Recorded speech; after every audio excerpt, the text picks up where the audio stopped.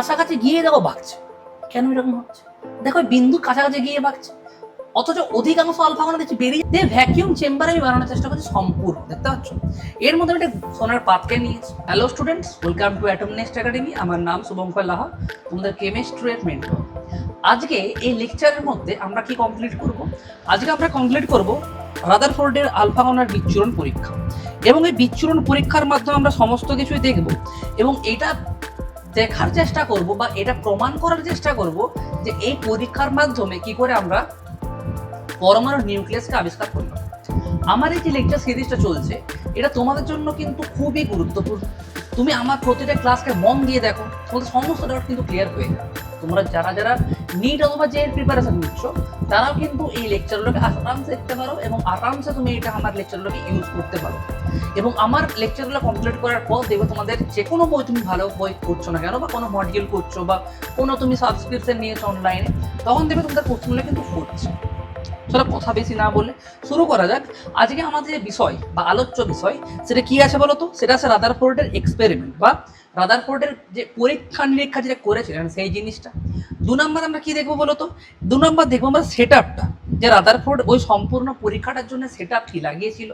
আর 3 নম্বর দেখবো যে তিনি ওই পরীক্ষার মাধ্যমে কি কি অবজার্ভ করলেন বা অবজারভেশন ফ্রম দ্য এক্সপেরিমেন্ট। আমাদেরকে 3টা জিনিসই কমপ্লিট করতে হবে। আগের যে আমাদের ক্যাথোড রশ্মির পরীক্ষাটা ছিল তার মধ্যে আমরা সেমভাবেই দেখলাম। আমরা দেখলাম কিভাবে ওদের সম্পূর্ণ সেট আপ লাগানো হলো, দিয়ে দেখলাম সেট আপের পর এক্সপেরিমেন্ট কিভাবে হলো, দিয়ে দেখতে গেলাম কি বলতো আমাদের যে ওর মধ্যে আমাদের যে ইলেকট্রনের অস্তিত্ব, মানে পরমাণুর মধ্যে ইলেকট্রনের অস্তিত্ব কি করে এলো সেই জিনিসটা আমরা দেখতে পেলাম। সেমভাবে এই লেকচারের মধ্যে আমরা দেখবো যে রাদারফোর্ড আলফা কণার বিচরণ পরীক্ষা করলেন, দিয়ে করার পর সেখান থেকে আমাদের নিউক্লিয়াসের কীভাবে আবিষ্কার হচ্ছে। চলো লেখাটা শুরু করি, আর বেশি কথা বাড়াবো না। দেখো প্রথমে যখন আমি কথা বলছি তোমাদের লেকচারটা শুরু করার আগে আমি ইতিহাস বলি। প্রথমে ইতিহাসটা জানো, হিস্ট্রিটা জানো আগে প্রথমে, যে এই পরীক্ষাটা যে করার পিছনে ইতিহাসটা কি। দেখো নাম আছে আলফা কণা, তোমরা আলফা কণার ব্যাপারে সামান্য কিন্তু ক্লাস 10-এ পড়েছিলে যে হ্যাঁ এটা তেজস্ক্রিয় যখন রশ্মি বেরোয় বা তেজস্ক্রিয় বিকিরণ থেকে আলফা কণা পাওয়া যায়। তারা যখন তেজস্ক্রিয়তার কথা এলো তোমরা হয়তো এটা জানো সবাই যে ইনি সেই বিজ্ঞানী, মানে আমাদের পাশে যে বিজ্ঞানী আছে ইনি হচ্ছে সেই বিজ্ঞানী যিনি তেজস্ক্রিয়তা আবিষ্কার করেন। কি নাম বলো তো? বেকারেল। কি নাম? Henry Becquerel. তাহলে ইনি হচ্ছেন সেই বিজ্ঞানী যিনি কিন্তু আলফা কণা বলবো না, তিনি কিন্তু আমাদের তেজস্ক্রিয়তার আবিষ্কারক।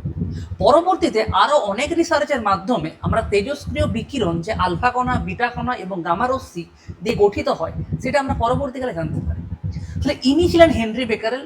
তার পাশে দুজন বিজ্ঞানী দেখতে পাচ্ছ, একজন যে ফিমেল সায়েন্টিস্ট আছে খুবই পপুলার সায়েন্টিস্ট, তার নাম আছে ম্যাডাম কুরি, এবং তার পাশে তার তার হাজব্যান্ড, তার নাম কি ছিল না পিয়ের কুরি। এরা দুজন মিলে কিন্তু সেম ফিল্ডে কিন্তু কাজ করেছেন। কি বললাম? দুজনেই কিন্তু আমাদের সেম ফিল্ডে কাজ করেছেন। তাহলে দুজনেই কিন্তু আমাদের রেডিও অ্যাক্টিভিটি যে ফিল্ড আছে বা ফিল্ড অফ রেডিও অ্যাক্টিভিটি, এর উপরে কিন্তু তার অবদান কিন্তু অসীম। আমি কি বললাম? যে রেডিও অ্যাক্টিভিটিতে আবিষ্কারে এদের দুজনের ভূমিকাও কিন্তু অসীম আছে। মানে এদের আবিষ্কারের পর, মানে এই বিজ্ঞানী হেনরি বেকারেল আবিষ্কারের পর তিনি তারা বিভিন্ন রকমের যে বৈশিষ্ট্য হয়ে থাকে তেজস্ক্রিয় রশ্মি বা তেজস্ক্রিয় বিকিরণে যে বিভিন্ন ধরনের বৈশিষ্ট্য হয়ে থাকে সেগুলোকে তিনি কিন্তু আবিষ্কার করেন। বিভিন্ন পরীক্ষা নিরীক্ষার মাধ্যমে তারা আবিষ্কার করেন। পরবর্তীতে এনাদের দৌলতে বা তুমি এনাদের পরীক্ষার জন্য তুমি বলতে পারো, যখন এদের বিভিন্ন বৈশিষ্ট্য আবিষ্কার হওয়ার পর জানা গেল যে আলফা কণা, বিটা কণা এবং গামা রশ্মি কিন্তু তেজস্ক্রিয় বিকিরণের মূল কম্পোনেন্ট বলতে পারো বা মূল আমাদের গঠনগত বৈশিষ্ট্যের মধ্যে বলতে পারো। তাহলে কি হলো না, প্রতিটা রেডিয়েশন, মানে আমি যদি আলফা রেডিয়েশন বলি, বিটা রেডিয়েশন বলি অথবা গামা রেডিয়েশন বলি, তারা সবটাই কিন্তু কি দিয়ে তৈরি হয় বলতো? আমাদের তৈরি হয় আলফা, বিটা অথবা গামা। তাহলে আলফা কণা বলো, বিটা কণা বলো বা গামা রশ্মি বলো, এই 3টা জিনিস দিয়ে কে তৈরি হয় বলতো? এই 3টা জিনিস দিয়ে তৈরি হয় রেডিও অ্যাক্টিভ রেডিয়েশন। কি বলবে? Radio active radiation. কি নাম? Radio active radiation. তাহলে এই রেডিও অ্যাক্টিভ রেডিয়েশনের মধ্যে 3টা কম্পোনেন্ট আমরা দেখতে পাচ্ছি। 1 নাম্বার তার মধ্যে আলফা কণা, 2 নাম্বার বিটা কণা এবং 3 নাম্বার আসবে গামা তড়িৎ চুম্বকীয় তরঙ্গ। এবার কথা হচ্ছে, যখন আমি এই কথাটা বললাম যে 3 রকমের জিনিস বা 3 রকমের রেডিয়েশন আমরা দেখতে পাচ্ছি, তাহলে আসলে তেজস্ক্রিয়তা কি? তেজস্ক্রিয়তা হচ্ছে আসলে বোঝার চেষ্টা করো। ধরো আমি একটা কোনো ভারী ধাতু ইউরেনিয়ামকে নিলাম। কাকে নিলাম এখানে বলো? ইউরেনিয়ামকে আমি নিলাম। তাহলে এই ইউরেনিয়ামটা যে কোনো অবস্থার মধ্যেই, আমি কি বললাম, এই ইউরেনিয়াম যে কোনো অবস্থার মধ্যেই সে ক্রমাগত আলফা কণা, নইলে বিটা কণা অথবা গামা তড়িৎচুম্বকীয় তরঙ্গ তারা কিন্তু নিঃসরণ করে। কি বললাম? আলফা কণা, বিটা কণা অথবা গামা তড়িৎচুম্বকীয় তরঙ্গ সে ক্রমাগত কিন্তু নিঃসরণ করে। সেই সম্পূর্ণ ঘটনাটাকে কি বলা হয়? তেজস্ক্রিয়তা। এবং এটাও মনে রাখো, যখন যখন এদের মধ্যে এই বিঘটনটা ঘটে, তুমি আলফা বিঘটন বলো অথবা বিটা বিঘটন বলো অথবা গামা, তো তড়িৎচুম্বকীয় তরঙ্গ ওর মধ্যে বেরোলেও সেইভাবে কোনো পরিবর্তন আসে না। তাহলে আলফা অথবা বিটা বিঘটনের জন্য বা ডিকের জন্য, ডিকে মানে কি? ভাঙন। একটা আমাদের পরমাণু যখন ভাঙে বা একটা মৌলে যে পরমাণুগুলো আছে সেগুলো যখন ভেঙে যায়, তখন কিন্তু সেখান থেকে ভিন্ন মৌল বা ভিন্ন ধর্মের মৌল তৈরি হয়। কারণ কিছু কিছু ক্ষেত্রে তুমি আলফা বলো অথবা বিটা বলো, যখন যখন এদের মধ্যে নিঃসরণটা ঘটবে তখন তখন কিন্তু মনে রাখবে মৌলান্তর ঘটে। মৌলান্তর মানে কি? মেটালের ট্রানজিশন ঘটে। মেটাল ট্রানজিশন না বলে তুমি এলিমেন্টাল ট্রানজিশন তুমি বলতে পারো। কারণ এদের মধ্যে একটা মৌল অপর মৌলতে রূপান্তরিত হয়। কারণ এদের মধ্যে যখন যখন আলফা কণা বেরোবে অথবা যখন যখন বিটা বেরিয়ে যাবে, তখন তখন কিন্তু এদের মধ্যে একটা পরমাণু ক্রমাঙ্কের পরিবর্তন দেখা যায়। তাহলে যেহেতু পরমাণু ক্রমাঙ্কের পরিবর্তন দেখা যাচ্ছে, সেক্ষেত্রে আমরা বলতেই পারবো যে ইউরেনিয়ামটা পরবর্তীকালে কিন্তু অন্য মৌলের পরমাণুতে পরিণত হতে পারে। অথবা যে সমস্ত মৌলগুলো, আমি কি বললাম, যে সমস্ত মৌলগুলো তেজস্ক্রিয়তা প্রদর্শন করছে তাদের মধ্যে কিন্তু সেই পরিবর্তনটা দেখতে পাওয়া যায়। তাহলে এই আইডিয়াটা কিন্তু রাদারফোর্ডে খুব আগে থেকেই ভালো করেছি। আমি কি বললাম, যখন আমি রাদারফোর্ডের পরীক্ষার কথা বলতে আসছি, রাদারফোর্ডের এই জিনিস খুব ভালোভাবে আইডিয়া ছিল। তাহলে রাদারফোর্ডের পাশাপাশি দুটো বিজ্ঞানীকে আমি কাকে লিখে রেখেছি এর মধ্যে, বা এরা কারা আসলে বোঝার চেষ্টা করো। এটা ইন্টারেস্টিং গল্প শোনো। এইটা মনে রাখবে যে পরীক্ষাটা হয়েছিল রাদারফোর্ডের আলফা কণার বিচ্ছুরণ পরীক্ষা। তোমরা খেয়াল রাখো, এটা কিন্তু রাদারফোর্ড পুরোপুরিভাবে করে। আমি বললাম রাদারফোর্ড পরীক্ষাটা করেছিল, কন্ট্রোভার্সিয়াল টপিক। রাদারফোর্ড পরীক্ষাটা করেছিল কিন্তু সে জানতো রেজাল্ট কি আসবে। আমি কি বললাম, রাদারফোর্ড পরীক্ষাটাতে করলো, তিনি জানতো রেজাল্ট কি আসবে। সেই জন্য তার দুজন সহকর্মী বলো বা দুজন সহ বিজ্ঞানী তুমি বলতে পারো, বা রাদারফোর্ডের দুজন স্টুডেন্ট ছিল, গিগার এবং মার্স্টেন। কি বললাম? গিগার এবং মার্স্টেন। এই দুজন মিলে পরীক্ষাটা কিন্তু আরো আরো ভালোভাবে করার চেষ্টা করলো। এবার এই গল্পটার মধ্যে আমরা বিরতি নিয়ে আমি একটা জিনিস তোমাদেরকে বোঝানোর চেষ্টা করছি, ভালো করে বোঝার চেষ্টা কর, নামটা রাদারফোর্ড আমি কেন ইউজ করি। অনেক সময় মনে হয় যে আপনি যখন বলছেন যে রাদারফোর্ডের সহবিজ্ঞানীরা আবিষ্কার করেছে, তাহলে নামটা শুধু রাদারফোর্ডের আমরা কেন? তার কারণটা বোঝার চেষ্টা করো। ধরো তোমরা কেউ পরবর্তীতে খুব বড় সায়েন্টিস্ট হলে, এবং আমিও সায়েন্টিস্ট হলাম, এবং কোনো কলেজ অথবা ইউনিভার্সিটিকে আমি ফান্ড করছি, তাহলে ফান্ড করার সময় টাকা যাচ্ছে আমার, ল্যাবটাকে ফান্ড করছি আমি, হ্যাঁ কি না? তোমরা আমার আন্ডারে কাজ করবে বা তোমরা আমার আন্ডার জুনিয়র সায়েন্টিস্ট হিসেবে কাজ করবে। তাহলে নামটা কার হবে? তোমার নাম অবশ্যই আমার হবে, কারণ আমি তো ফান্ড করছি পুরোপুরি। সেম ব্যাপারটা কিন্তু রাদারফোর্ডের ব্যাপারেও ছিল। রাদারফোর্ড কিন্তু সম্পূর্ণটাই যে ফান্ডিংটা, রাদারফোর্ড কিন্তু সম্পূর্ণ ফান্ডিংটা কাকে করলো বলো? এনাদেরকে। কাকে? গিগার এবং মার্স্টেনকে। কারণ এরা দুজনে কিন্তু ছিলেন পিএইচডি স্কলার। কি বললাম? ইনিও পিএইচডি করছিলেন নিজের, হলো তো, ইনিও নিজের পিএইচডি করছিলেন। দুজনে কিন্তু পিএইচডি করছিলেন আন্ডার দ্য রাদারফোর্ড। ইনি ছিলেন তাদের প্রফেসর। কার বলো? এইটা ছিল গিগার এবং মার্স্টেন এবং গিগারের দুজনের ছিল তিনি আমাদের প্রফেসর। এবার এই সম্পূর্ণ পরীক্ষাটার মধ্যে দেখো, আমি এখন বলছি রাদারফোর্ডের পরীক্ষাটা কিন্তু একদিনে হয়ে যায়নি। রাদারফোর্ডের পরীক্ষার মেন বেসিস কিন্তু রেডিও অ্যাক্টিভিটি। এর আগেও মানে রাদারফোর্ডের আগেও কিন্তু অনেক বিজ্ঞানী এসেছেন যাদের অবদানের জন্য রাদারফোর্ড পরীক্ষাটা করতে পারলেন।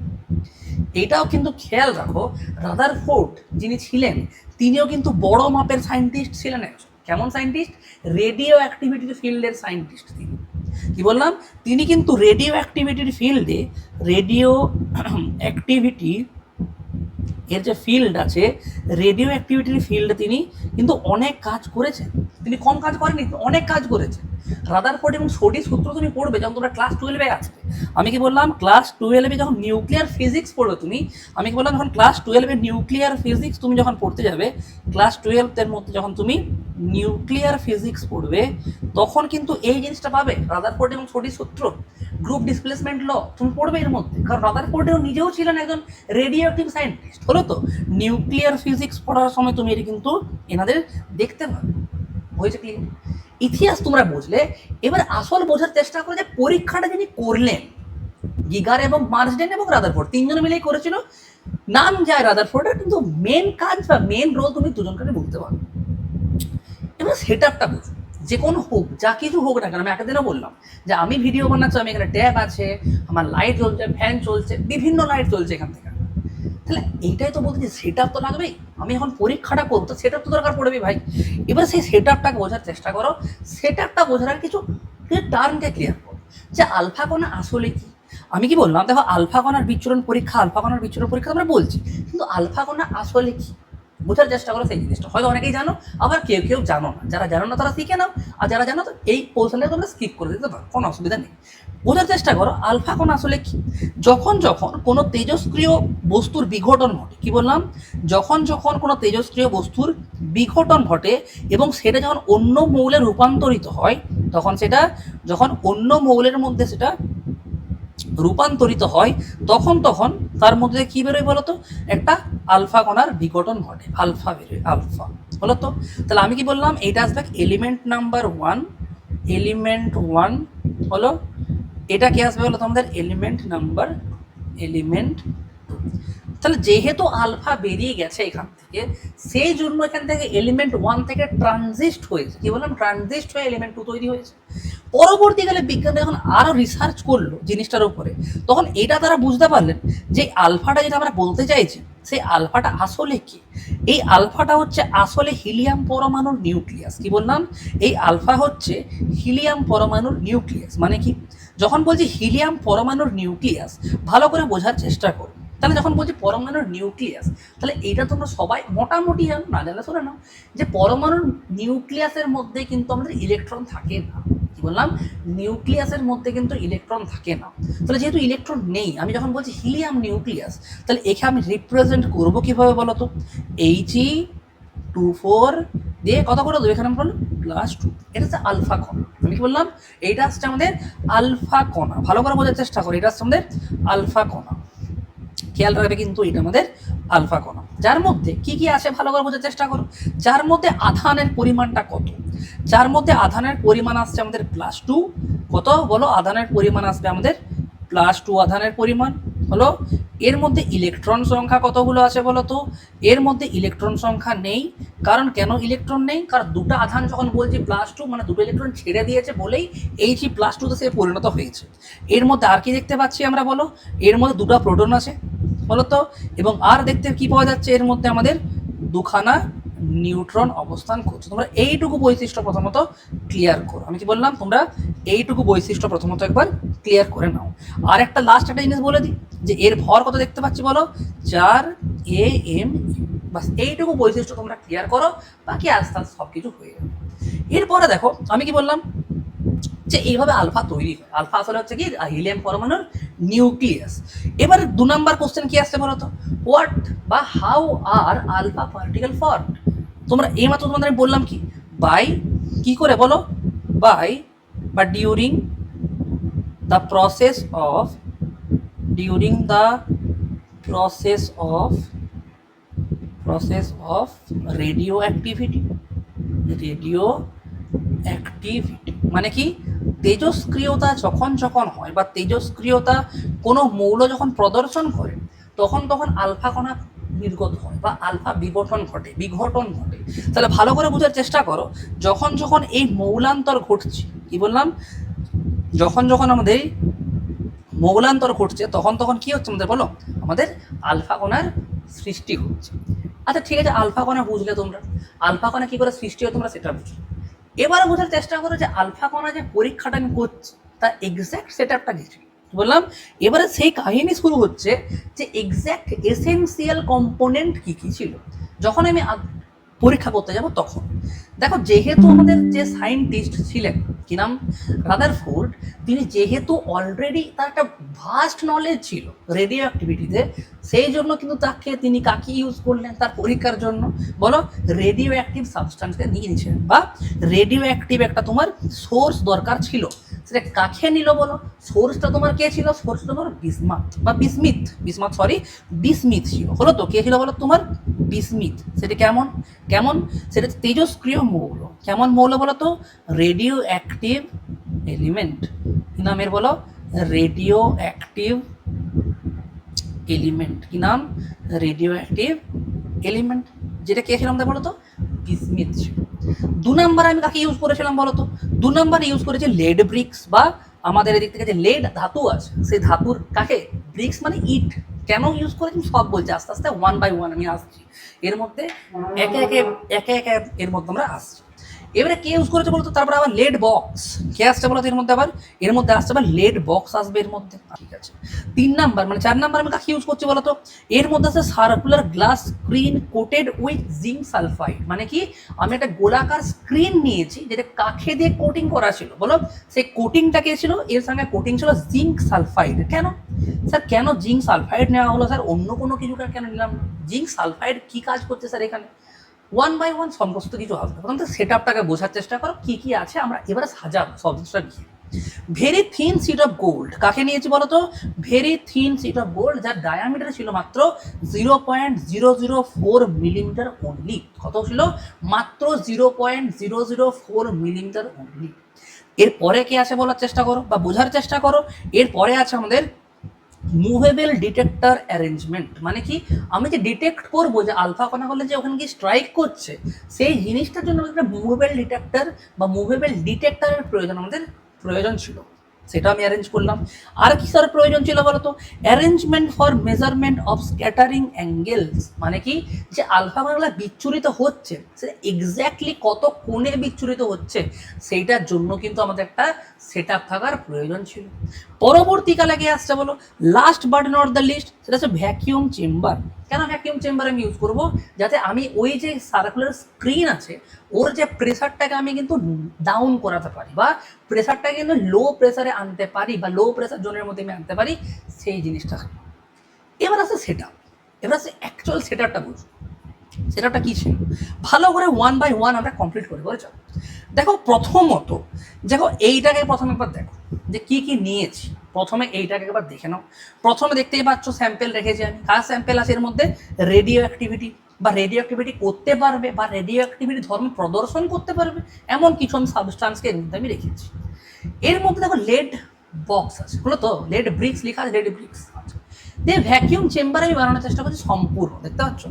এর মধ্যে একটা সোনার পাতকে নিয়েছি, হলো তো? গোল্ড ফয়েল লেখা আছে। স্ক্যাটারিং অ্যাঙ্গেল মানে ওই এই যে অ্যাঙ্গেল দেখতে পাচ্ছ, এই অ্যাঙ্গেলটা, এই যে আমার হাতের আঙ্গুলের উপর অ্যাঙ্গেলটা দেখো থিটা, এই অ্যাঙ্গেলটাকে বলা হচ্ছে। তাহলে এই জিনিসটাকেই পড়বো, কিন্তু একটু ওয়েট করো। প্রথমত আমরা নিজে একটা স্কিমেটিক ডায়াগ্রাম বানাই, তারপরে কিন্তু আমরা ওই জিনিসটাকে দেখতে যাবো। ভালো করে জায়গাটা ভালো করে একটু ভালো করে দেখো। যা কিছু বললাম সবটা আমি এখানে ইউজ করবো। তাহলে এখানে আমি ইউজ কাকে করবো প্রথমত? তাহলে এটা দেখতে পাচ্ছি কাকে বলো তো? এটা আমি, এইটা আসছে আমাদের রেডিও অ্যাক্টিভ স্যাম্পেল। কাকে এটা আমাদের বলো? এটাকে রেডিও অ্যাক্টিভ স্যাম্পেল হলো তো? কাকে পেলাম এটা বলো তো? আমি রেডিও অ্যাক্টিভ স্যাম্পেলকে পেয়েছি। এর মধ্যে আমি কাকে ইউজ করছি বলো তো? আমি লেড বক্স ইউজ করছি। কাকে ইউজ করেছি এর মধ্যে? একটা আমি লেড বক্স, ঠিক করে লিখি, লেড বক্স করলাম। এরপরে আমি এগুলো কাকে ইউজ করেছি বলো? এই জিনিসগুলো আসলে কে? এগুলো আসছে আমাদের লেড ব্রিক্স, বলো তো? Lead bricks. কেন লেড ব্রিক্স ইউজ করা হয়েছিল এখনই আসছে। তাহলে আমি এমন একটা স্যাম্পেলকে নিয়েছি, খেয়াল রাখবে এই রেডিও অ্যাক্টিভ স্যাম্পেলটা কী কাজ করতে পারবে বলো তো? এই রেডিও অ্যাক্টিভ স্যাম্পেলটা কাজ করতে পারবে যাতে এর মধ্যে থেকে যে আলফা কণাগুলো যেগুলো আছে, বা আলফা পার্টিকেলস যেগুলো আছে, alpha particles can eject out মানে বেরিয়ে আসতে পারবে, সেরকম আমার একটা সোর্সের প্রয়োজন ছিল, আমি ইউজ করে নিয়েছি সোর্স। এরপরে এগুলো কারা ছিল বলো তো? এগুলো ছিল আমাদের লেড ব্রিক্স। কে এগুলো আমাদের বলো? Lead bricks. এবার কথা যখন আসছে লেড ব্রিক্স, কাজ কি? লেড ব্রিক্সের কাজটা কি ভালো করে বোঝার চেষ্টা করো। এমন তো না যে আলফা কণাগুলোর কোনো চোখ আছে, যেমন আমি চশমা পরে আছি, দেখতে পাচ্ছি সমস্ত কিছু ভালোভাবে। আলফা কণাগুলো তো জীবন্ত কোনো জীব নয় অবশ্যই। তাহলে আলফা কণাগুলো যে কোনো ডাইরেকশন, আমি কি বললাম, আলফা কণাগুলো যে কোনো র্যান্ডাম ডাইরেকশনে কিন্তু ইজেক্ট আউট হতে পারে, যে কোনো, আমি কি বললাম, যে কোনো ডাইরেকশনে কিন্তু আলফা কণাগুলো বেরোতে পারে, যে কোনো direction. It can be any direction, কি বললাম, it can be any direction. তাহলে আমি সবগুলোকে নেব না, তা করি না, আমি সেটাকেই নিতে যাব, সেই আলফা কণাগুলোকে আমি কনসিডার করবো এর মধ্যে যাদের পাথটা কেমন বলো, এই দেখো স্ট্রেট পুরো যাচ্ছে না, স্ট্রেট একদম, এই উপরের লাইনটা দেখো, এই উপর লাইনটা দেখো পুরো স্ট্রেট যাচ্ছে, পুরো স্ট্রেট, ওই জিনিসগুলো আমার শুধুমাত্র দরকার, বাকি কারো আমার প্রয়োজন নেই। তাহলে খেয়াল রাখো, যেহেতু লেড একটা আমাদের ভারী ধাতুর মধ্যে পড়ে, সেই জন্য লেড কিন্তু আলফা কণাকে খুব ভালোভাবেই অ্যাবজর্ব করতে পারবে। আমি কি বললাম, লেড খুব ভালোভাবেই অ্যাবজর্ব করতে পারবে। খেয়াল রাখো, লেড কিন্তু খুব ভালোভাবেই অ্যাবজর্ব করতে পারে কাকে, আমাদের আলফা কণাগুলোকে খুব ভালোভাবেই অ্যাবজর্ব করতে পারে। ভালো করে বোঝার চেষ্টা করো, এটা কে ছিল বলো তো, এটা হচ্ছে আমাদের আলফা কণা। কি কণা এটা, আমাদের আলফা কণা। ভালো করে দেখো, তাহলে এইটাও আলফা কণা, এটাও আলফা কণা, এটাও আলফা কণা, এটাও alpha, alpha alpha alpha alpha চলছে সম্পূর্ণ। দেখো ভালোভাবে একটু জুম ইন করি, দেখো এই যে কোনো র্যান্ডাম ডাইরেকশনে যাচ্ছে আলফা কণাগুলো। তাহলে আমি করবোটা কি এবারে, আমার যা হোক করা দরকার যে ওগুলো যেন স্ট্রেট মুভ করে, স্ট্রেট, কি বললাম, আমাদের স্ট্রেট মুভ করে। সেই জন্য আমি তাকে ইউজ করেছিলাম বলো, লেড বক্সগুলোকে বা লেডের যে আমাদের ব্রিক্স আছে সেই জিনিসগুলো। তাহলে লেড সিলেকশনের কারণটা কি, সবসময় মনে রাখবে, লেড কেন সিলেক্ট করা হলো, লেড সিলেক্ট এই জন্য করা হলো যাতে তারা র্যান্ডামলি যে আলফা পার্টিগুলো মুভ করছিল সেগুলো যাতে অ্যাবজর্ব করা যায়, সেই জন্য। হয়তো আমার লেকচারটা শুনতে তোমাদের বোরিং লাগছে আমি জানি, হয়তো অন্য ইউটিউব চ্যানেলের মতো নয় যে স্যার এতক্ষণ ধরে একটা জিনিসকে বোঝাচ্ছেন, কারণ আমার লেকচারটা তুমি দেখে নাও একবার, দেখার পর তুমি একবার কম্পেয়ার করে নেবে সবার সাথে, এবং যে কোনো পরীক্ষার বই থেকে তুমি কোশ্চেন করতে যাও বা পিওয়াই কিউ করতে যাও না কারণ সব সলভ। আমি আস্তে আস্তেই পড়াই যাতে তোমরা সব বুঝতে পারো, আমি সবার জন্য, আমি ব্রিলিয়েন্টদের জন্য, আমি যারা স্লো লার্নার তাদের জন্য, সবাই আমার কাছে তোমরা পড়তে পারো, তোমার কোনো অসুবিধা হবে না। আমি র্যান্ডামলি পড়াই না কখনো, আমাদের টাইম লাগে আমার পড়াতে, এই জন্য বলি কারণ বেসিক্স থেকে পড়াই, বেসিক্স থেকে পড়া থাকলে বাবু টাইম লাগে, তো টাইম আমার সেই, আমি যথেষ্ট টাইম নেবো তোমাদের সিলেবাস কমপ্লিট করার জন্য, হোক না কি অসুবিধা আছে, আমি আমার পথে চলছি, তোমরাও ভালো করে দেখতে থাকো, সব জিনিস তোমরা বুঝতে থাকো, শিখতে পারো। আমি এইটুকু তোমার গ্যারেন্টি দেবো, তোমাকে শিখিয়ে দেবো, কেমিস্ট্রি তোমাকে আমি জান লাগে তোমাকে আমি শিখিয়ে দেবো, তো ভালো করে শিখো বাস, তাহলেই হবে। এর মধ্যে দেখো মোটিভেশন সেন্টেন্সেস, এর মধ্যে দেখো এখানে আমি কাকে ইউজ করেছি, এটা ইউজ হচ্ছে আমাদের কে, থিন গোল্ড সিট। কে এটা আমাদের বলো, থিন গোল্ড সিট। কে এটা আমাদের বলো, থিন গোল্ড সিট ইউজ হয়েছে। বলো স্যার কেন এত পাতলা গোল্ড সিট নেওয়ার পিছনে কারণটা কি স্যার ছিল, বা এর পিছনে লজিকটা কি একটু বলুন। 0.004 মিলিমিটার যে আপনি বলছেন, এত পাতলা গোল্ড সিট নেওয়ার পিছনে স্যার কারণটা কি, কারণ তোমার পিছনে দেখতে পাচ্ছ, মানে আমার পিছনে যে গোল্ড সিট দেখতে পাচ্ছ, আমি আর একটু জুম ইন করছি, তুমি ভালো করে দেখো, আমি আর একটু সরিয়ে যাচ্ছি এই দিক থেকে, এই যে পুরো সিটটা আমি এখান থেকে কেটেছি, আমি কি বললাম এই সিটটাকে যে আমি এইভাবে কেটেছি, এর মতো প্রতিটা কণাকে একবার দেখো, প্রতিটা এক একটা পরমাণুকে রিপ্রেজেন্ট করছি, কি বললাম, আমি এই প্রতিটা জিনিস এক একটি পরমাণুকে রিপ্রেজেন্ট করছি। আমি চাইছি, আমি এইটা চাই যে এই সম্পূর্ণ শুধুমাত্র এই সিটটা দেখতে পাচ্ছি, সিটটা, এই সিটের মধ্যে single layer of gold atom থাকে। আমি কি বললাম, আমি ইমাজিন, মানে রাদারফোর্ড ইমাজিন করলেন যেন এর মধ্যে single layer of gold atom চলে আসে, সেই জন্য আমি তো পাতলা একটা সিটকে আমি ইউজ করেছি, বলো তো, for single layer of gold. মনে কোশ্চেন আসছে তোমাদের, স্যার সিঙ্গেল লেয়ার কেন, মাল্টিপল লেয়ার নয় কেন? যখন পরীক্ষাটা পড়াবো তখন আরও ক্লিয়ার হয়ে যাবে কেন মাল্টিপল লেয়ার আমি ইউজ করতে পারবো না এই পরীক্ষাটার জন্য। এরপরে আসো, এরপরে দেখার চেষ্টা করো যে এই জিনিসটা কি, এই জিনিসটা কি স্যার, এই জিনিসটা কি, এই যে স্ক্রিনটা আপনি এখানে এঁকেছেন, এইটাই তোমাদের ছিল গ্লাস স্ক্রিন বা সার্কুলার গ্লাস স্ক্রিন, বলো তো সার্কুলার গ্লাস স্ক্রিন মানে কি বলো তো, মানে গোলাকার একটা কাঁচের টিউব আকৃতির গঠন। আচ্ছা স্যার আপনি একটা জিনিস বলেছিলেন যে ওর মধ্যে কোটিং দেওয়া ছিল, কোটিং কি স্যার, কোটিং না স্যার জিঙ্ক সালফাইডে স্যার কোটিং দেওয়া আছে, ওটাও করুন। আচ্ছা করে দিচ্ছি, দেখো এই একটা কোটিংকে যে আমি এখানে আঁকছি, সবুজ রঙের কোটিং, হ্যাঁ কি না, কি আছে টোলটা আমাদের সম্পূর্ণ সবুজ রঙের একটা আমি কোটিং এঁকে দিলাম এর মধ্যে, দেখলেন কি হলো, চলো কি আসবে বলো তো, সম্পূর্ণ সবুজ রঙের কোটিং। এটা কে? ম্যাডাম স্যার তোমাদের মনে হবে এটা কে? স্যার এইটা খেয়াল রাখো, এই যে সবুজ রঙের যে কোটিংটা এর মধ্যে আঁকলাম, এটা আসলে কে বলো তো? এটা আসছে আমাদের জিঙ্ক সালফাইড। কি এটা আমাদের বলো ZNS। কেন ইউজ হলো স্যার? এটা কেন ইউজ করলাম স্যার? মনে করি এটা আমাদের ফ্লোরোসেন্ট মেটেরিয়াল হিসেবে আমি কাজ করে এই জিনিসটা, মানে যখন কোনো হাই স্পিড পার্টিকেল এসে আঘাত করে, আগের পরীক্ষাতে বলেছিলাম তোমাদের আমি, জিঙ্ক সালফাইড আগের পরীক্ষাতে ইউজ হয়েছিল, ক্যাথোড পরীক্ষাতে। যখন হাই স্পিড কোনো কণা যার মধ্যে আধান আছে তারা যখন এসে আঘাত করবে এর উপরে, তখন তৈরি করে কি এদের মধ্যে একটা স্ফুলিঙ্গ, মানে এর মধ্যে একটা গ্লো সৃষ্টি করে। গ্লো কি সৃষ্টি করে এদের মধ্যে বলো? গ্লো সৃষ্টি করে। আশা করি এইটুকু ক্লিয়ার হলো। এরপরে দেখো, যখন এইটুকু তোমাদের ক্লিয়ার হয়ে গেছে, তাহলে এর মধ্যে কে ছিল বলো তো? Thin gold layer. আমি সবাইকে মোটামুটি ইউজ করে দিয়েছি। এর মধ্যে আমি ডিটেক্টরটা আমি তোমাকে দেখাতে পারিনি। ডিটেক্টরটা তুমি এখান থেকে দেখো, ভালো করে দেখার চেষ্টা করো, ডিটেক্টরটা বোঝার চেষ্টা করো।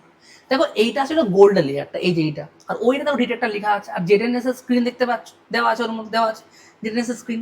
বাইরে থেকে ডিটেক্টর আমি ইউজ করছিলাম, কি বললাম? আমি বাইরে থেকে ডিটেক্টর ইউজ করছি যাতে আমি দেখতে পারি, এইভাবে যখন দেখতে পারি যে হ্যাঁ কোথায় কতগুলো আলফা কণা আসছে, বা কতগুলো আলফা কণার মধ্যে আমাদের এসে স্ট্রাইক করেছে, আমি সেই জিনিসটা দেখতে পারতাম।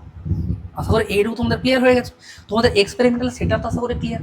এবার এক্সপেরিমেন্টাল সেট আপ তোমাদের ক্লিয়ার হয়ে গেছে, এবার এক্সপেরিমেন্টটা দেখো কীভাবে হয়েছে।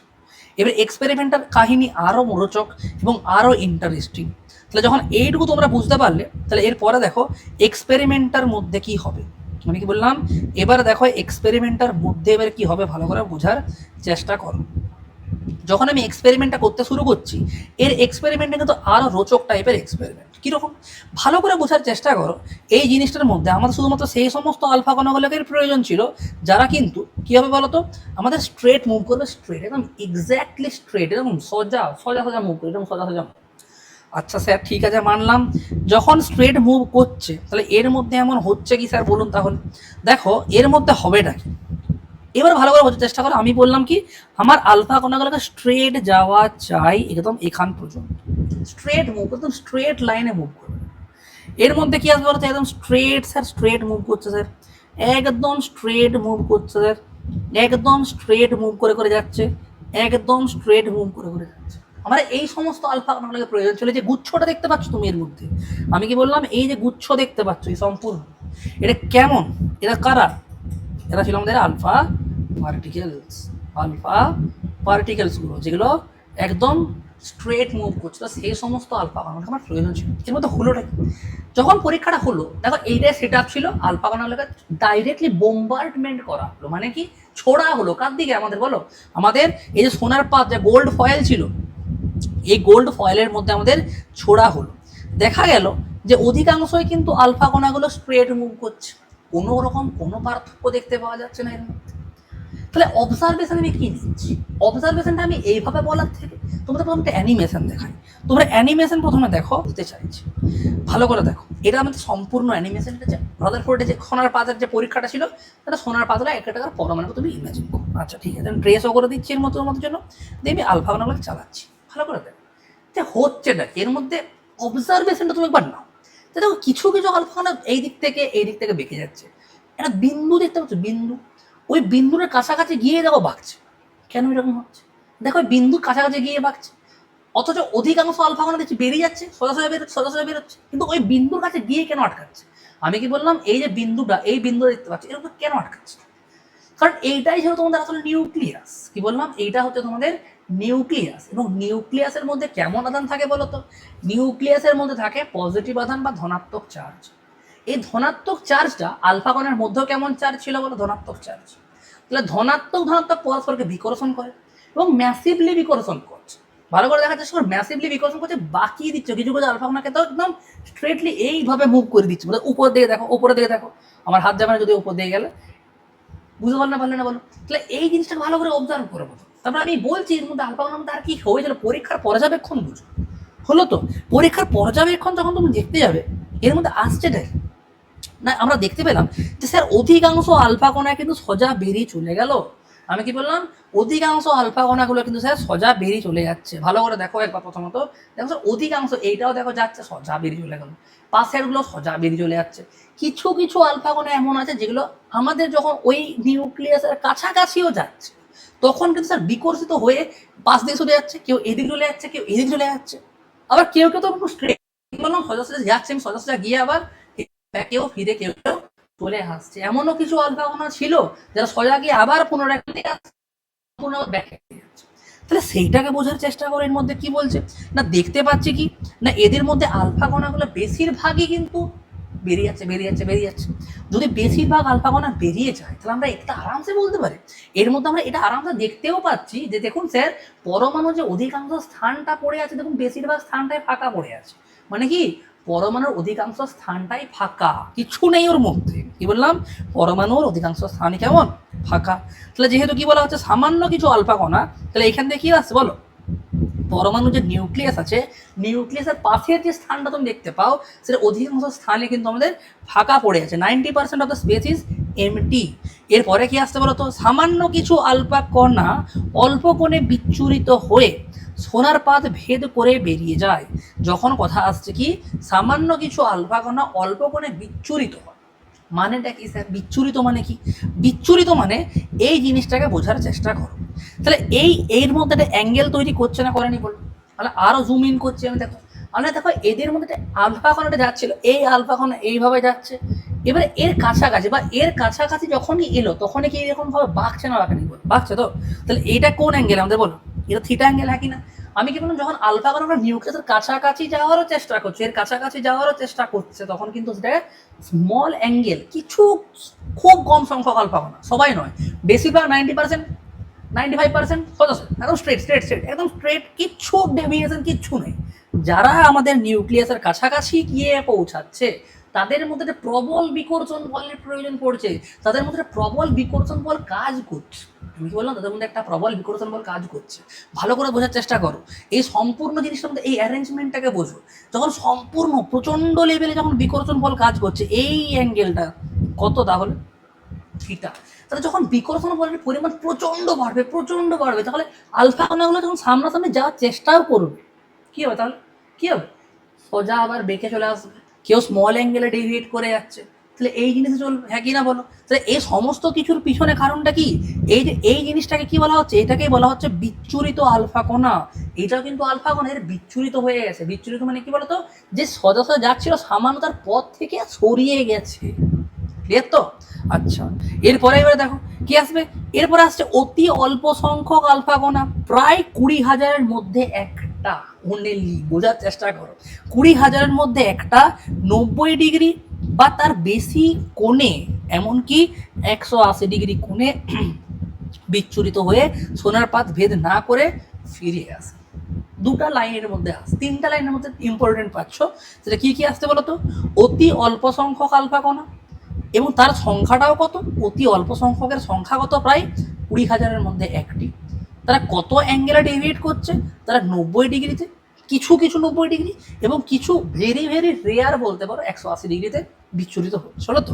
সোনার পাতকে তারা ভেদ না করে কি হচ্ছে বলো তো, বেরিয়ে চলে আসছে, কি আসবে, সোনার পাতকে ভেদ না করে তারা আবার ফিরে যাচ্ছে। তুমি এই জিনিসটাকে এইভাবে বোঝার চেষ্টা করো।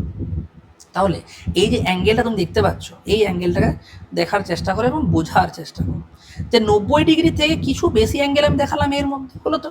এবং কিছু কিছু আলফা কণা যেগুলো তুমি যাওয়ার চেষ্টা করছিল তারা কিন্তু একদম এক্স্যাক্টলি 90 ডিগ্রি, কত ডিগ্রি বললাম, 90 ডিগ্রি কোণ, তাও 20,000-এর মধ্যে এক দুটো, সবাই নয়, 90 ডিগ্রি কোণে কি হচ্ছে বলো, এই দেখো এই কোণটা কত ডিগ্রি আছে আমাদের বলো, 90 ডিগ্রি হ্যাঁ কি না। আমি কি বললাম কত ডিগ্রি কোণে, প্রায় 90 ডিগ্রি কোণে কিন্তু সেটা ফিরে যাচ্ছে, সেটা 90 ডিগ্রি কোণে ফিরছে, এই যে আলফা কণাটা 90 ডিগ্রি কোণে ফিরছে, এটা কম নয়। অবাক রাদারফোর্ড দেখেছে, এটা কি করে সম্ভব হচ্ছে যে এইরকম হয় নাকি কখনো। রাদারফোর্ড কিন্তু এত ডিপলি অবজার্ভ করেনি যতটা ছাত্ররা করেছিল। এরপরে দেখো এই আলফা কণাটাকে দেখো কি আসছে, সোজা সোজা নিউক্লিয়াসে গিয়ে আঘাত করার চেষ্টা করছে, কি আসবে, সোজা সোজা আলফা কণাটা, এই যে আলফা কণাটা যাচ্ছিল আর কি, সোজা সোজা নিউক্লিয়াসে গিয়ে আঘাত করার চেষ্টা করছিল। যখন সোজা সোজা নিউক্লিয়াসে গিয়ে আঘাত করার চেষ্টা করছিল তখন কি হবে, কারণ এদের মধ্যে লাগছে, বা এই নিউক্লিয়াসটাকে বোঝার চেষ্টা করো, এই যে নিউক্লিয়াসগুলো আছে এদের মধ্যে যেহেতু আমি গোল্ড পরমাণুকে ব্যবহার করেছি, একটু আইডিয়া তোমাদের একটা জিনিসের দিই, বোঝার চেষ্টা করো। তোমরা আশা করি কুলম্বে সূত্র পড়েছিলে, খুব ভালোভাবে ক্লাস 10-এ আশা করি পড়েছো। সেটার মধ্যে ছিল কি বলতো, এফ সমান কে Q1 Q2/r²। আচ্ছা, তুমি আলফা কণার আধানটাকে তুমি তুমি এক্স ধরে নাও, হলো তো।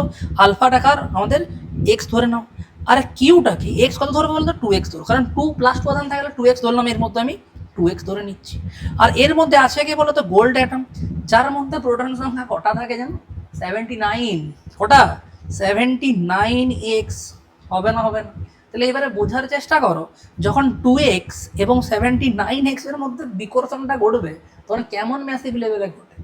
তার সাথে সাথে যখন আলফা কণাটা যাচ্ছে, দেখো যাওয়ার সাথে সাথে কি হচ্ছে বলতো, এদের মধ্যে যে এই দূরত্বটা, মানে এই যে আমাদের যে সোর্স থেকে দূরত্বটা, এই যে সোর্স ছিল এখান থেকে দূরত্বটা ধীরে ধীরে ধীরে কমছে না কমে যাবে? কমছে। এবং যখন কমছে তাহলে এইটা কমে যাওয়া মানে এটা বেড়ে যাবে, হ্যাঁ কি না বলো? যত দুটো আধান পরস্পরের পাশাপাশি আসবে ওদের মধ্যে বিকর্ষণ বলের পরিমাণ অথবা আকর্ষণ বলের পরিমাণ বাড়বে। এর মধ্যে যেহেতু আলফা কণার কথা বলছি এবং নিউক্লিয়াসের সাথে আঘাতের কথা বলছি, তাহলে ওদের মধ্যে হবেটা কি বলো? ওদের মধ্যে হবে একটা ম্যাসিভ লেভেলের বিকর্ষণ। কি আসবে বলো তো? একটা ম্যাসিভ লেভেলের বিকর্ষণ আসবে ওদের মধ্যে। যখন বলছি ম্যাসিভ লেভেলের বিকর্ষণ, তাহলে এর মধ্যে হবেটা কি বলো?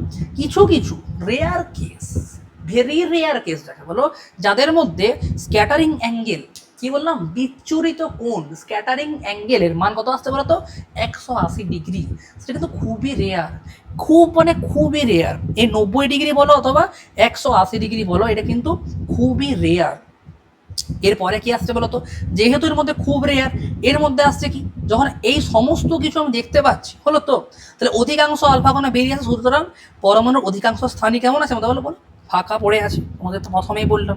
তারপরে কি আসছে এবারে, যখন আলফা কণার মধ্যে বিকর্ষণ চলছে, এই স্টেটমেন্টটাকে পড়ো, আমি এই জিনিসটা বোঝানোর চেষ্টা করি তোমাদেরকে। এবার ধনাত্মক চার্জযুক্ত ভারী আলফা কণাকে প্রতিহত করতে, বিকর্ষণ করতে, হলো তো, বিকর্ষণ করতে পারে ধনাত্মক চার্জযুক্ত ভারী অংশ যা পরমাণুর কেন্দ্রে অবস্থিত। এই স্টেটমেন্টটাকে আমরা ডিপলি একটু বোঝার চেষ্টা করি, মানে বলতে কি চাই প্রতিটা লাইনকে বলি। চিন্তা করো, তোমাদের ছায়া প্রকাশনের বইকে আমি পড়াচ্ছি, তাই ছায়া প্রকাশনী আমার লেকচারটা দেখার পর ছায়া প্রকাশনের বইটা পড়বে, দেখবে সিমিলারই পাবে, একই আছে, কিছু লাইন চেঞ্জ করিনি।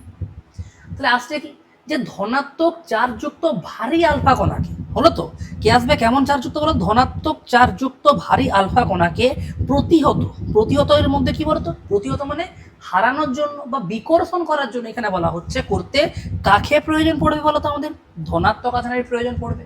তাহলে আলফা কণার সাথে আমি কি বললাম, যে আলফা কণা আছে ওদের মধ্যে এবং আমাদের যে নিউক্লিয়াস আছে ওদের মধ্যে লাগছে কি একটা বলো তো?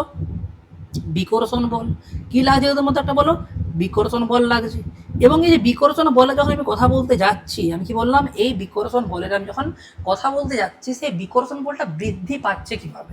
কারণ দেখতে পাচ্ছিলাম যখন যখন আলফা কণাটা নিউক্লিয়াসের কাছাকাছি যাওয়ার চেষ্টা করছিল, তখন তখন কিন্তু এদের মধ্যে আমাদের দূরত্ব আস্তে আস্তে করে কমছিল এবং বলের পরিমাণ আস্তে আস্তে কি হচ্ছে বলতো? বৃদ্ধি পাচ্ছিল। এবং এটাও দেখতে পাচ্ছিলাম যে এদের গুণফলটার পরিমাণও কিন্তু আস্তে আস্তে করে কি হচ্ছিল বলো? অনেক বেশি বৃদ্ধি পাচ্ছিল।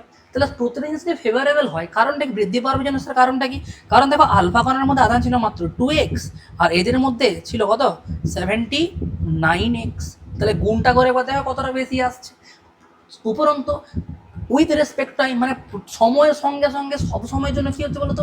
আমার দূরত্ব আস্তে আস্তে কমে কমে আসছে, আমাদের উপরে গুণফলটাও বেড়ে যাচ্ছে, দূরত্বটাও কমে যাচ্ছে। তাহলে এদের মধ্যে যে এইটা সৃষ্টি হবে, এটা ম্যাসিভ হবে না? হবে না বলো? আমি কি বললাম, এটা ম্যাসিভ বিকর্ষণ দিবে না? দিবে না? একটা বললাম ম্যাসিভ, ম্যাসিভ রিপালশন ফোর্স আসবে না? আসবে না বলো? রিপালশন ফোর্স দেবে। কাকে দেবে? আলফাকে দেবে। কে দেবে বলো? পরমাণুর নিউক্লিয়াস দেবে। এবং সেইটাই বলতে চাইছে যে পরমাণুর নিউক্লিয়াস কোনো ভারী অংশই থাকতে পারে যেটাকে কিন্তু আলফা কণাকে প্রতিহত করতে পারে। কোনো ভারী অংশটাকে আমরা কি নাম দিচ্ছি? সেই ভারী অংশটা হচ্ছে আমাদের নিউক্লিয়াস বা পরমাণুর নিউক্লিয়াস। এরপরে কি আসছে? পরমাণুর সমগ্র আয়তনের তুলনায় অতি ক্ষুদ্র স্থানে পরমাণুর সম্পূর্ণ চার্জ এবং সম্পূর্ণ ভর কেন্দ্রীভূত থাকে, সেই অংশটাকে বা পরমাণুর সেই নির্দিষ্ট অংশটাকে নাম কি দিই? নিউক্লিয়াস আমরা বলে দিই। ভালো করে এটাকে বোঝার চেষ্টা করো যে এইটা ছিল আমাদের একটা পরমাণুর নিউক্লিয়াস। হলো তো, আমি কি বললাম, এটা আসছে আমাদের বলো পরমাণুর নিউক্লিয়াস। তাহলে এই পরমাণুর নিউক্লিয়াসের মধ্যে আমি এই জায়গাটাকে বলতে চাইছি যে এই জায়গার মধ্যে আছে কি বল, যে এই জায়গার মধ্যে পরমাণুর সমস্ত ভর, হলো তো, around entire charge of atom, entire charge of atom কেমন চার্জ বলো তো, বলতে ভুলে গেলাম, কেমন চার্জ বলো সবসময়ের জন্য, positive charge atom, and the mass is present. বলো তো, তাহলে প্রতিটা মানে পরমাণুর সম্পূর্ণ ভরটাকে হোল্ড কে করে রেখেছে বলো, আমি কি বললাম, পরমাণুর সমগ্র ভরটাকে হোল্ড করে কে রেখেছে, নিউক্লিয়াস। এবং ওর মধ্যে চার্জ আছে, ধনাত্মক চার্জটাকে হোল্ড করে কে রেখেছে বলো, নিউক্লিয়াস। সেই জিনিসটাকে বলা হচ্ছে এর মধ্যে কি কেন্দ্রীভূত থাকে, তাকে আমরা কি নাম দিই, তাকে আমরা বলে দিই পরমাণুর নিউক্লিয়াস। তার নাম কি দিয়ে দিই বলো আমরা, পরমাণুর নিউক্লিয়াস। এর মধ্যে এবার দেখার চেষ্টা করো, বলে যে আলফা কণাগুলি সরাসরি নিউক্লিয়াসের দিকে আসে তারা প্রায় 90 ডিগ্রি বা তার বেশি কোণে, এমনকি 180 ডিগ্রি কোণে বিচ্ছুরিত হয়। একটু আগেই তোমাদেরকে বললাম যে যেহেতু আলফা কণা এবং ওদের মধ্যে নিউক্লিয়াসের মধ্যে ম্যাসিভ রিপালশন ঘটবে, তার জন্য ওদের মধ্যে যে বিচ্ছুরণ কোণের মানটা কিন্তু বাড়িয়ে দেবে। তাহলে আমি এটাও বলতে পারি যে যত বেশি বিকর্ষণ তত বেশি বিচ্ছুরণ কোণ, যত বেশি বিকর্ষণ ঘটবে তত বেশি বিচ্ছুরণ কোণের মান হবে। এইটুকু ক্লিয়ার রাখো। তাহলে একটা ডায়াগ্রাম যখন যখন এঁকে দেখে নাও, তাহলে আমি কি বললাম, তাহলে কিছু কিছু আলফা কণা আসবে যারা সোজা সোজা বেরোনোর চেষ্টা করবে, এবং কিছু কিছু আলফা কণা 90 ডিগ্রি বা তার বেশি কোণে বিচ্ছুরিত হয়ে বেরিয়ে যাবে। হলো তো, 90 ডিগ্রি বা তার দিক থেকে বেশি কোণে বেরিয়ে যাবে। ভালো করে দেখো, এটা কত ডিগ্রি, গ্রেটার দেন 90 ডিগ্রি। এটা কত ডিগ্রি বলো, এটা আসবে 90 ডিগ্রি। এবং এইটাকে একবার দেখার চেষ্টা করো, এটা কত ডিগ্রি বলো, 180 ডিগ্রি, হ্যাঁ কি না। তাহলে আমি কি বললাম, তার কারণটাও একটা জিনিস, বোঝার চেষ্টা করবেন, তার কারণটা আলাদা জিনিস। কারণ এদের মধ্যে কিন্তু প্রচন্ড লেভেলে বিকর্ষণ ঘটছে। দেখো এর মধ্যে আলফা যাচ্ছে, এর মধ্যে আলফা যাচ্ছে, এর মধ্যে আলফা যাচ্ছে, প্রতি ক্ষেত্রে কিন্তু সেম জিনিস আছে, বিকর্ষণ বিকর্ষণ বিকর্ষণ। কে করছে না, আলফার সঙ্গে বিকর্ষণ করছে কার মধ্যে বলো, এই সম্পূর্ণ বা সমগ্র আধান যেটা ধনাত্মক আধানটা প্রেজেন্ট আছে ইনসাইড দ্য নিউক্লিয়াস। হয়েছে ক্লিয়ার। এরপরে কি আসছে বলো তো, এরপরে আসছে, তোমাদের মনে হয়তো অনেক সময় কথাটা আসা উচিত ছিল যে স্যার এই বলছেন আলফা কণা পজিটিভলি চার্জ, তাহলে এর মধ্যে যখন আমি গোল্ডের পরমাণুর কথা বলছি, তাহলে গোল্ডের পরমাণুতে তো আমাদের ইলেকট্রন আছে, তাহলে ওরা পরস্পরকে স্যার আকর্ষণ করছে না কেন স্যার, এবারে বোঝার চেষ্টা করো, ভালো করে বোঝো কি আসছে। বলে চার্জযুক্ত ইলেকট্রনগুলি কেন্দ্রের বাইরে থাকে। আচ্ছা ঠিক আছে মানলাম, কিন্তু আলফা কণার ভর ইলেকট্রনের ভরের চেয়ে অনেক বেশি। কত বেশি ভাই, কত বেশি, প্রায় 7500 গুণ বেশি। এর মানে কি, যে 7500টা ইলেকট্রনকে যদি তুমি এক জায়গাতে জড়ো করতে পারো তবে একটি প্রোটনের ভর হবে। ওরকম কোটি কোটি প্রোটন ক্রমাগত আলফা কণার, মানে আলফা কণা বলছি, ওরকম কোটি কোটি আলফা কণা কার দিয়ে যাচ্ছে বলো, আমাদের সোনার পাতের মধ্যে দিয়ে যাচ্ছে। তাই আমি একটার ভর আনতে গিয়ে আমি 7500টা ইলেকট্রনকে এক জায়গায় জড়ো করতে চাই, বা জড়ো করতে হবে ওই একটার ভর আনার জন্য। এরকম তো কোটি কোটি আছে, এমন তো নয় সোনার পরমাণুতে কোটি কোটি ইলেকট্রন অবস্থান করছে, ইলেকট্রন সংখ্যা নির্দিষ্ট হয়। এছাড়া একটা জিনিস বোঝার চেষ্টা করো, যখন আমি এই পরীক্ষাটা করছিলাম তখন আলফা কণার স্পিড কত ছিল জানো, শুনলে তুমি অবাক হয়ে যাবে। আলফা কণার স্পিড হচ্ছে, মানে স্পিড অফ আলফা কণা যখন আমি ছাড়লাম, আমি কি বললাম, যখন পরীক্ষার জন্য ওই রেডিও অ্যাক্টিভ সোর্স থেকে যখন আলফা কণা ছাড়ছি, তখন আলফা কণার স্পিড থাকে আর কি around 20,000 kilometre per second, approximately বলছি। কত, 20,000 কিলোমিটার পার আওয়ার বলিনি আমি, সেকেন্ড বলছি। মানে ভাবো কত স্পিডে আলফা কণাগুলো যায়। কি আসবে, 20,000 কিলোমিটার পার সেকেন্ড। এই 20,000 পার কিলোমিটার পার সেকেন্ড বেগে যখন আলফা কণাগুলো এসে এই ইলেকট্রনগুলোকে আঘাত করে, কিচ্ছু অবস্থায় থাকে না। কারণ ইলেকট্রনগুলোকে সে কি করে বলো, এত স্পিডে আসার সঙ্গে সঙ্গে ইলেকট্রনগুলোকেই অনেক সময় পরমাণু থেকে রিমুভ করে দেয় ভাই। আকর্ষণ তো দূরের গল্প, আমি কি বললাম, আকর্ষণ দূরের গল্প, প্রভাবিত করতেই পারে। সেই জন্য তোমাদেরকে আমি বলি যে সবসময় নিজের গোলটাকে এত বড় রাখো, নিজের গোলটাকে তোমরা এত বড় রাখো যাতে ছোট ছোট জিনিসগুলো, যেমন তোমাদের phone, Instagram, Facebook, WhatsApp, relationship, এইসব যখন তোমাকে প্রভাবিতই না করতে। আলফা কণা হও লাইফ, আমি কি বললাম, লাইফে আলফা কণা হতেছি, তবে গিয়ে লাইফটা শুধরাবে ভালো। হলো তো, এর মধ্যে কি আসছে বলো তো, হয় ভারী আলফা কণাগুলি নগণ্য ভরের ইলেকট্রন দ্বারা প্রভাবিত হয় না। ওরা ওরা ফার্মিং দেখা বলে না, এখন তো ট্রেন্ডে আছে ওরা ফার্মিং, সে ওরা ফার্মিং আমাদের আলফা কণা দেখা যাচ্ছে। হয়েছে ক্লিয়ার। এবারে রাদারফোর্ডের অ্যাটমিক মডেল, রাদারফোর্ডের অ্যাটমিক মডেলটা আমরা তোমাদের নেক্সট ক্লাসে বোঝাবো। আশা করি তোমরা ক্লাসটা খুবই এনজয় করলে। মানছি আমি আস্তে আস্তে আস্তে আস্তে সমস্ত বিষয়ে পড়াচ্ছি, টাইম লাগবে, ধৈর্য ধরা, ধড়পড় করো না কোনো কিছু নিয়ে, এত জলদি বাজিতে থাকো যে হ্যাঁ জলদি করে সিলেবাস শেষ করো, কী দরকার, হোক না আস্তে আস্তে করে হোক, আস্তে আস্তে চলো। আমি মোটামুটি এই চ্যাপ্টারটা আস্তে আস্তে খুবই আস্তে আস্তে পড়াবো। মোটামুটি এখান থেকে আমি 16 থেকে 18টা ক্লাস তোমাদের আমি দেবো, সব মিলিয়ে আর কি। ভালো করে পড়ো, তোমরা বুঝতে পারবে রিয়েল টেস্ট কী পড়াশোনার। কেমিস্ট্রি পড়ার রিয়েল টেস্টটা কী, কিন্তু তোমরা আজ পর্যন্ত ইউটিউবে পাওনি কোনো দিন, সেটা তোমাদেরকে আমি দেবো এখানে, এটা আমি তোমাদের প্রমিস করছি, তোমাদের দেবো, একদম দেবো মানে দেবোই।